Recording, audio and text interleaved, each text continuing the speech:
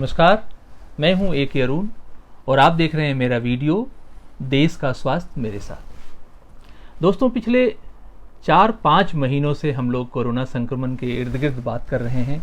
Corona संक्रमण से जुड़े दूसरे कई जानलेवा रोगों की बात कर रहे हैं। उससे जुड़े दूसरे कई पहलू हैं, मानसिक रोग हैं और भी दूसरे जन स्वास्थ्य के रोग हैं, उन सब की बात कर रहे हैं। लेकिन आज मैं थोड़ा हट के बात करूंगा। आज मैं प्रदूषण की बात करूंगा, आज मैं पर्यावरण की बात करूंगा, आज मैं मानव जीवन और पूरे पृथ्वी के भविष्य की बात करूंगा, क्योंकि एक तरह से संकट दस्तक दे रहा है। कल ही हमारे दिल्ली के मुख्यमंत्री ने प्रेस कॉन्फ्रेंस करके कहा है कि प्रदूषण के विरुद्ध हमें युद्ध छेड़ना होगा। उन्होंने नारा दिया है, युद्ध प्रदूषण के विरुद्ध। उसी के साथ दिल्ली के अखिल भारतीय आयुर्विज्ञान संस्थान के निदेशक डॉक्टर गुलेरिया ने भी एक अपील की है। मैं भी आपसे वही अपील कर रहा हूं।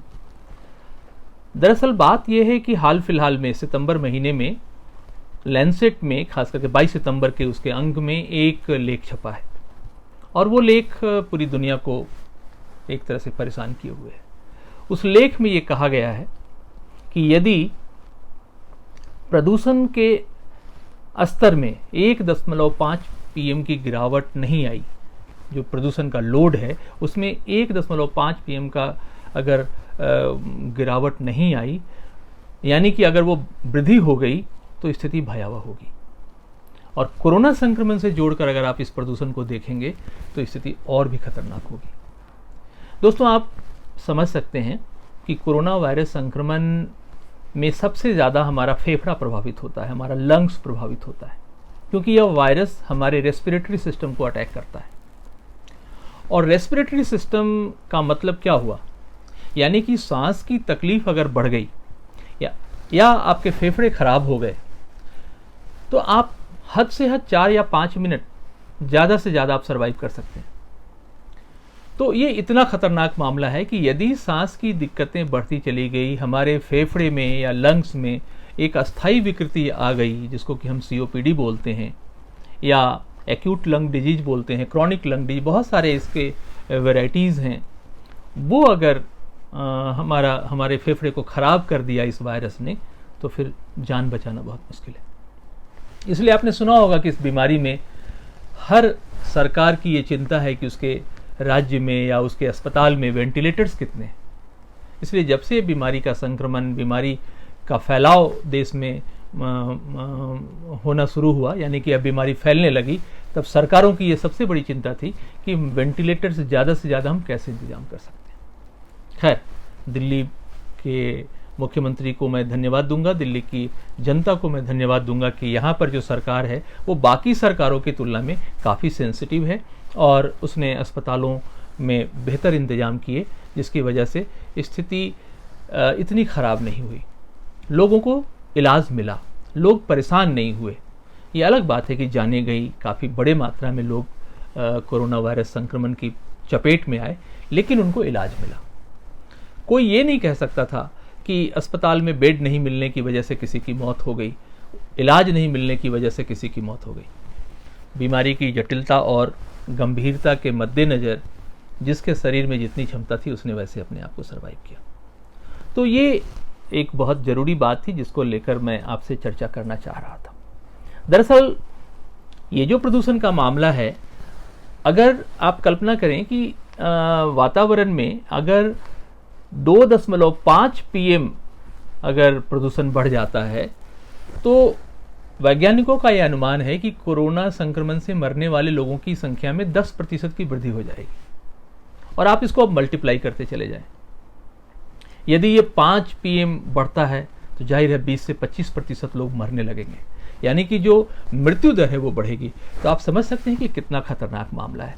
और विश्व स्वास्थ्य संगठन ने अभी कुछ ही दिन पहले ये चेतावनी जारी कर दी है कि सर्दी आते आते दुनिया भर में प्रदूषण का स्तर बढ़ेगा और उस प्रदूषण के बढ़ने से, प्रदूषण के स्तर के बढ़ने से कोरोना वायरस संक्रमण से संक्रमित लोगों में मौत का आंकड़ा भी बढ़ेगा। इसलिए यह बहुत चिंता की बात है। दोस्तों, मैं ये सारी बातें आपसे इसलिए कर रहा हूँ कि विश्व स्वास्थ्य संगठन ने दरअसल ये चेतावनी 2016 में ही दी थी। प्रदूषण का जो स्तर है वो साल दर साल बढ़ रहा है, दिन प्रतिदिन बढ़ रहा है। कभी कभी हम उसके स्वरूप से बहुत ज़्यादा रिलेट नहीं कर पाते। कभी कभी लगता है कि वातावरण में SPM की मात्रा यानी कि सस्पेंडेड पार्टिकुलेट मैटर की मात्रा बढ़ रही है। कभी कभी लगता है कोई गैस की मात्रा बढ़ रही है। कभी कभी लगता है कि इसमें अदृश्य रूप से धूल कण बहुत ज़्यादा जमा हो रहे हैं जो हमारे शरीर को, हमारे फेफड़े को ख़राब कर रहे हैं। कभी कभी लगता है कि हवा जहरीली हो रही है, उसमें जहरीले गैस की मात्रा बढ़ रही है जिसकी वजह से सांस की दिक्कतें आ रही है। तो ये सब प्रदूषण के रूप हैं, लेकिन ये बहुत पहले से दरअसल वातावरण को ख़राब कर रहे हैं, लेकिन हम इस चेतावनी को बहुत हल्के में लेते हैं, जिसकी वजह से स्थिति आज इतनी ख़राब हो गई है। सन 2016 में विश्व स्वास्थ्य संगठन ने दुनिया के 2000 शहरों का सर्वेक्षण किया था और उसके आधार पर उन्होंने एक हेल्थ इमरजेंसी डिक्लेयर की थी। उन्होंने कहा था कि ये जो 2000 शहर हैं, अगर हम इसके पर्यावरण की स्थिति को आधार मान लें तो जो प्रदूषण की स्थिति है पूरी दुनिया में वो हेल्थ इमरजेंसी वाली स्थिति है। लेकिन 2016 से आज 2020 तक हम इस चेतावनी को बहुत गंभीरता से नहीं ले पाए। यही वजह है कि जो प्रदूषणकारी जितने भी काम हैं उसमें हम बहुत सहज रूप से लग जाते हैं। हमें लगता है कि हमारे प्रदूषण कंट्रोल करने से क्या हो जाएगा या हमारे प्रदूषण फैलाने से क्या हो जाएगा। मित्रों, ऐसा नहीं है। ये स्थिति बहुत खतरनाक है और ख़ास करके आप कोरोना वायरस संक्रमण के इस दौर में जी रहे हैं, इसमें यह प्रदूषण और भी खतरनाक हो सकता है। आपको एक जानकारी और मैं दे दूं कि वर्ष 2018 में भारत में फेफड़े के रोगों के तेज प्रकोप से परेशान होकर पूरी दुनिया में कई वैज्ञानिक संगठनों ने और कई समाजसेवी संगठनों ने चिंता व्यक्त की थी। उसमें एक संगठन था बिल गेट्स का गेट्स फाउंडेशन। गेट्स फाउंडेशन ने लगभग 1.3 अरब भारतीयों पर यानी कि 130 करोड़ लोगों पर जो वायु प्रदूषण का असर था उसको निर्धारित करने के लिए एक वैज्ञानिक अध्ययन कराया था। उस अध्ययन की विश्वसनीयता के लिए आपको मालूम है कि कभी कभी हमारे देश में इस तरह की सोच है कि कोई विदेशी अगर भारत को लेकर कोई अध्ययन कर रहा है तो हमारे देश के लोग कहते हैं कि अरे वो कुछ एग्जरगेट कर रहा होगा, उसकी कुछ वेस्टेड इंटरेस्ट होगी। तो बिल गेट्स ने उस अध्ययन में 40% भारतीय वैज्ञानिकों को शामिल किया। उन्होंने Indian council for medical research यानी ICMR के वैज्ञानिकों को एक समझौते के तहत इस अध्ययन में डाला और उस अध्ययन का जो निचोड़ है वो चौंकाने वाला है। उस अध्ययन में दुनिया के 30 बड़े शहरों को लिया गया था, एक सैंपल सर्वे किया गया और उनमें से 21 शहर को सबसे ज़्यादा प्रदूषित शहर बताया गया था और वो सारे के सारे भारत के शहर थे। तो आप अंदाज़ा लगा सकते हैं कि हमारी जो स्थिति है प्रदूषण की पूरी दुनिया में, पूरे वायुमंडल में, उसमें भारत की स्थिति कितनी खतरनाक है। यानी कि प्रदूषण का सबसे बुरा असर हमारे शहरों को, हमारे लोगों को पड़ रहा है और हम इससे अनजान हैं। मैं आपको एक आंकड़ा बता देता हूं, उससे आप समझ सकते हैं कि प्रदूषण कितना बड़ा जानलेवा है। कोरोना वायरस संक्रमण से मरने वालों की संख्या अभी चंद हजार ही है, खास करके पिछले 4-5-6 महीनों में। लेकिन मैं आपको बताता हूं और यह आंकड़ा 2018 का है। 2018 के इस आंकड़े में यह कहा गया है कि सालाना 20 लाख भारतीय प्रदूषण की वजह से मर रहे हैं। 20 लाख, याद रखिएगा, छोटा आंकड़ा नहीं है। और लगभग 70 लाख लोग प्रदूषण जनित रोगों की चपेट में आ रहे हैं, यानी कि उनमें किसी न किसी रूप से प्रदूषण से होने वाले रोगों का प्रभाव उनके शरीर में आ जाता है। तो आप देखें 20 लाख की मौत हो रही है और 70 लाख लोग बीमार हो रहे हैं, लगातार उनको इलाज की जरूरत पड़ रही है। ये हमारे प्रदूषण की स्थिति है और इसको हमें बहुत ठीक से समझना चाहिए। कई ऐसे अध्ययन हैं जो बताते हैं कि वायु गुणवत्ता का जो सूचकांक है, जिसको कि हम AQI बोलते हैं, एयर क्वालिटी इंडेक्स, उसमें 300 से 400 के बीच है जो वायु की गुणवत्ता है। ये इंडेक्स अगर 300 से 400 के बीच है तो ये खतरनाक श्रेणी में माना जाता है। इसको एक जो अलार्म है, जो अलर्ट है, उसको खतरनाक श्रेणी में रखा गया है। इसी वर्ष जो पिछले जून में जो हमने विश्व पर्यावरण दिवस मनाया, उसका जो थीम था टाइम फॉर नेचर। इस थीम के तहत ये उम्मीद की गई थी कि पूरी दुनिया के लोग अब अपने से ज़्यादा प्रकृति पर ध्यान दें। अगर ये प्रकृति नहीं बचेगी, अगर ये वातावरण नहीं बचेगा, ये जो हवा, मिट्टी, पानी, जल, ये जो पर्यावरण है हमारा, अगर ये नहीं बचेगा तो मानव जीवन क्या, कोई भी जीव जंतु सर्वाइव नहीं करेगा। इसलिए इस बार जो विश्व पर्यावरण दिवस था उसका थीम था कि हम अपने से ज़्यादा प्रकृति के ऊपर ध्यान दें। दोस्तों, एक और अलर्ट है। वो अलर्ट ये है कि अगला जो एक दशक है, 2020 से 2030 तक का जो दशक है, ये बहुत ही निर्णायक दशक है, बहुत ही महत्वपूर्ण दशक है। यदि इन 10 वर्षों में हमने पर्यावरण के संरक्षण के लिए कुछ नहीं किया, कुछ ठोस कार्य नहीं किया, तो जो हालात है वो इतनी बदतर होगी कि मानव जीवन का अस्तित्व, पूरे जो जीवीय व्यवस्था है, जैविक व्यवस्था है, उसका ही अस्तित्व खतरे में पड़ जाएगा। इस पर मैं आपसे बात करूंगा, थोड़ा आगे बताऊंगा आपको। जैसे 3 तरह के इसके असर इसमें देखे गए हैं। जो 3 तरह का प्रदूषण है, जैसे वायु प्रदूषण, जल प्रदूषण और मिट्टी प्रदूषण। मिट्टी प्रदूषण से आप ऐसे समझ सकते हैं कि जो हम खेतों में कीटनाशक डाल रहे हैं, जो फर्टिलाइजर यूज कर रहे हैं, उससे हमारी मिट्टी प्रदूषित हो रही है।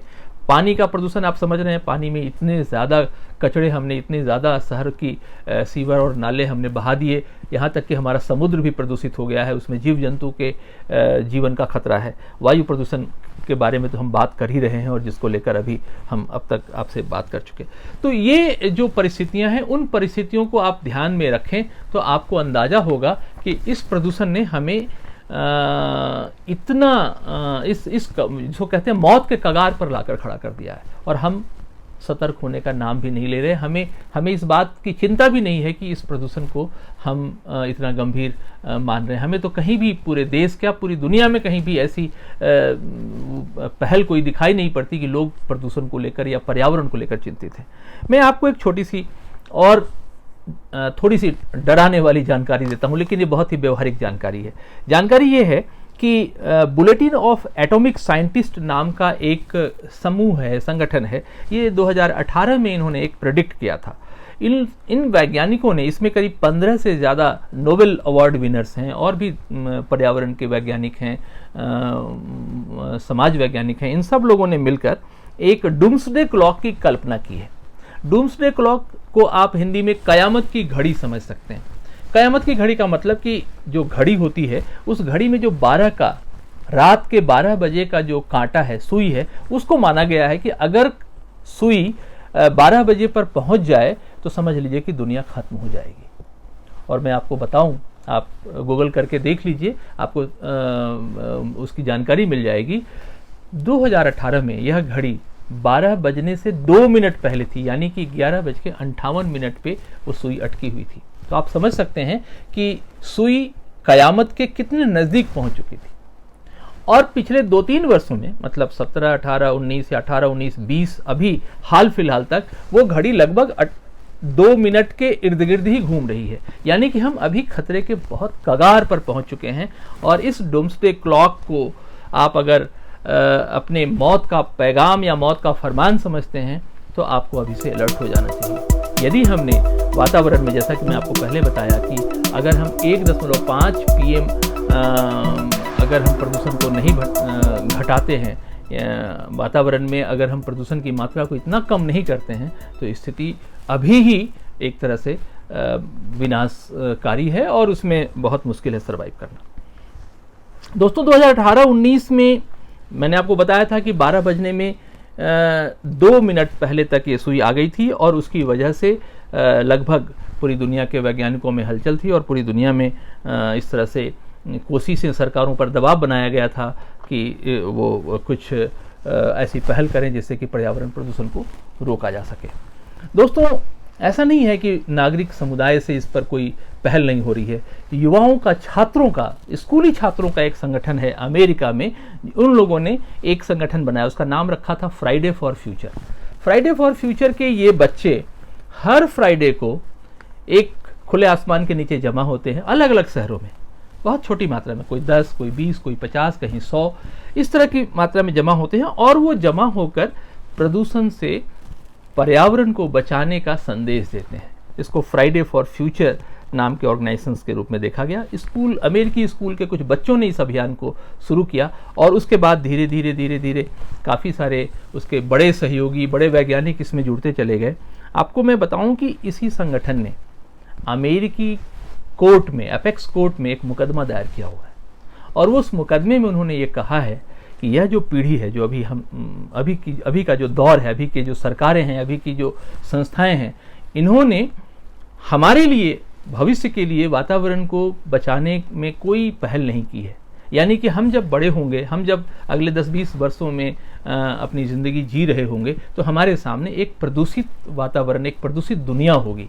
तो उन्होंने अपने कोर्ट से ये दरखास्त की है कि अभी की सरकार को दबाव डालकर कोर्ट बाध्य करे कि वो पर्यावरण को व्यवस्थित करने में, पर्यावरण को बेहतर बनाने में अपनी भूमिका निभाए, न कि वो हमारा पर्यावरण खराब करे। तो ये जो जानकारी है इसको आप कैसे लेंगे मुझे नहीं मालूम, लेकिन मुझे लगता है कि जब तक आप पहल नहीं करेंगे, जब तक आप सजग नहीं होंगे, पर्यावरण को बचाना बहुत मुश्किल है। अक्टूबर 2018 में जलवायु परिवर्तन को लेकर वैज्ञानिकों की एक रिपोर्ट आई थी, जिसको कि बहुत इम्पॉर्टेंट, बहुत महत्वपूर्ण रिपोर्ट माना जाता है। Inter governmental panel on climate changes नाम से ये रिपोर्ट आई थी और उस रिपोर्ट में ये कहा गया था, जो बात मैं आपको पहले ही बता रहा था, कि अगर वातावरण के तापक्रम को 1.5 सेल्सियस तक रोका नहीं गया, यानी कि जो वृद्धि है वो 1.5 से ज़्यादा होती है। हर साल वातावरण के वायुमंडलीय तापक्रम में 2 सेल्सियस की लगभग वृद्धि होती है। तो उसको कहा गया है कि अगर उस तापक्रम को कम नहीं किया गया तो कई ऐसे द्वीप हैं छोटे छोटे जो समुद्र के किनारे, वो डूब जाएंगे। लगभग करोड़ों की आबादी तबाह हो जाएगी और 2030 तक तो लगभग आधी दुनिया बर्बाद हो जाएगी। तो आप अंदाज़ा लगा सकते हैं कि जो मैं पहले भी कह रहा था कि 2020 से 2030 तक की स्थिति कितनी मतलब चुनौतीपूर्ण है। और अगर हमने ऐसे ही चुपचाप इन बातों को नज़रअंदाज करके अपनी ज़िंदगी जीते रहे तो अगले 2-4-5 वर्षों में हम मौत के बहुत करीब होंगे और हमारे पास बचने का कोई रास्ता तक नहीं होगा।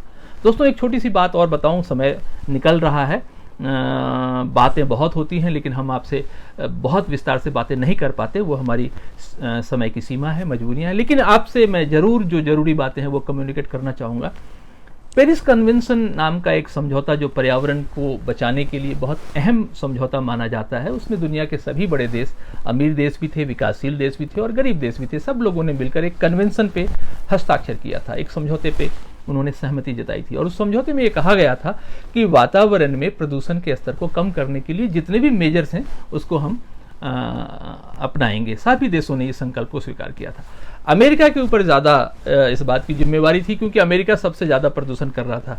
आप समझ सकते हैं ना कि जहाँ भी बड़े उद्योग हैं वो प्रदूषण पैदा करते हैं और बड़े उद्योगों में लगने वाले तमाम चीज़ें, खेती के लिए जो पेस्टिसाइड्स बन रहे हैं उससे भी प्रदूषण हो रहा है।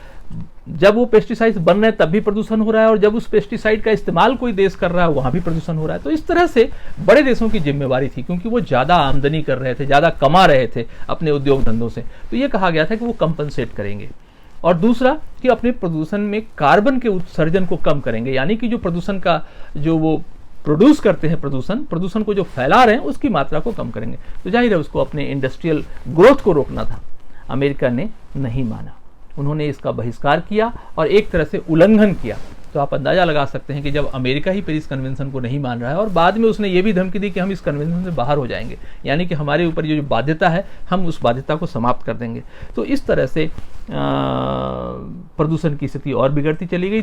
गरीब देशों के लिए तो मुश्किल है कि उनके लोगों को खाना बनाने के लिए जंगल की लकड़ियाँ और ईंधन जलाने पड़ते हैं, उससे धुआं होता है, उससे प्रदूषण होता है। उनके पास संसाधित भोजन बनाने के साधन, गैस अभी तक पहुंच नहीं पाए हैं एक एक व्यक्ति तक, धीरे धीरे पहुंच रहे हैं लेकिन उसकी वजह से भी प्रदूषण होता है। तो ये सारी जिम्मेवारियां अमीर देशों की थी कि वो गरीब देशों को मदद करें, लेकिन अमेरिका उससे बाहर आया।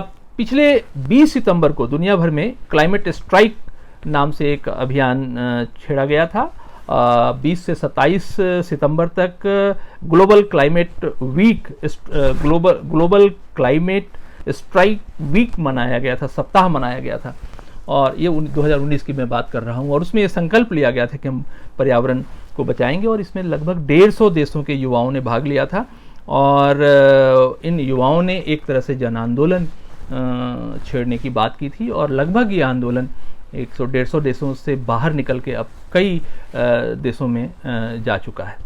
दोस्तों, मैं कंक्लूड करूंगा, चलते चलते मैं आपको बताना चाहूँगा कि हमारे देश में एक बहुत ही बड़े जैव वैज्ञानिक हुए, डॉक्टर पुष्प भार्गव। उनको एक तरह से भारत में बायोटेक्नोलॉजी का जनक माना जाता था।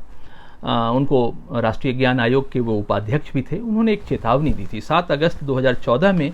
उन्होंने चेतावनी दी थी। चेतावनी ये दी थी कि जेनेटिकली मॉडिफाइड जो खाद्य हैं, आजकल जेनेटिक फूड का प्रचलन है, और वो भी इसलिए कि लोगों को ज़्यादा से ज़्यादा अनाज हो, अनाज के उत्पादन को बढ़ाने के लिए जेनेटिकली मॉडिफाइड सीड्स लाए गए।